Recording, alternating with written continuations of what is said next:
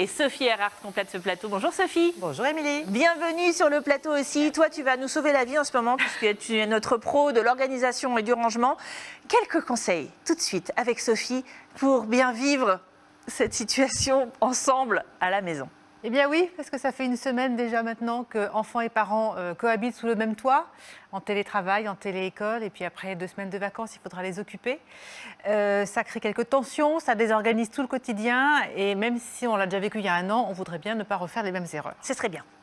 Donc, à situation exceptionnelle, mesure exceptionnelle, déjà, on lâche prise sur les règles habituelles, sur les horaires de coucher, sur les heures passées devant les écrans. Voilà, c'est pas la peine d'essayer de garder ça, ça va forcément voler en éclats. Ah, moi j'adore. C'est première règle, il n'y a pas de règle. On fait preuve de tolérance, oui c'est ça. On fait preuve de tolérance sur les petites manies de chacun, hein, parce que la cohabitation, ça passe aussi par ça. On accepte les petits défauts des autres. Et que c'est dur. Oui. D'accepter les défauts des autres. Parce que tu parles très fort au mais... téléphone. Mais ouais, qu'est-ce qu'on parle fort en visio, mon Dieu. Et puis pour les adultes, il faut accepter l'idée qu'on sera moins efficace, moins productif au travail, et on évite de faire des promesses aux collègues et aux patrons qu'on ne tiendra pas. Pourquoi tu me regardes quand tu dis ça?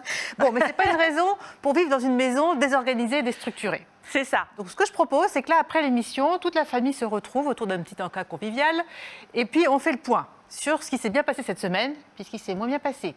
Le bruit, les journées sans fin entre le télétravail et le suivi de l'école à la maison, le frigo qui se vide tellement plus vite qu'il se remplit, Ah, tu m'étonnes.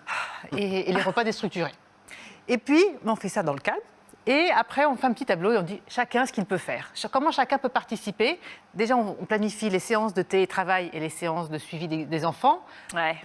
Entre les 2 adultes, ils alternent. Ouais, t'as raison. Et puis, que chacun participe, les courses, le ménage, les lessives, les préparations des repas.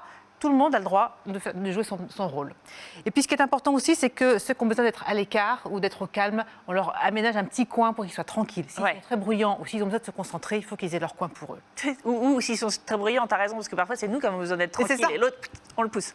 Et puis, pour finir, du temps ensemble. On fait des pauses en même temps ensemble. Et là, on s'éloigne des écrans. Et puis, on partage des jeux de société, de la cuisine. On va se promener, on se joue dehors si on peut, ou de la lecture. Mais voilà, on se programme aussi des moments loin des écrans. Mais tu as raison, en fait, je viens de réaliser que c'est pas parce qu'on est ensemble sous le même toit qu'on fait des trucs ensemble. Non. Il faut aussi qu'on recrée ces moments-là. Ah ouais. Et on a su le faire il y a 1 an, donc je pense qu'on peut le refaire. Ça, c'est tous les conseils de Sophie. Merci beaucoup, Sophie. Évidemment, vous retrouvez tout ce que Sophie peut vous apporter comme conseil sur Facebook, sur LinkedIn et sur YouTube. Et évidemment, sur l'instant central qui est ordolis.fr. Allez, tout de suite.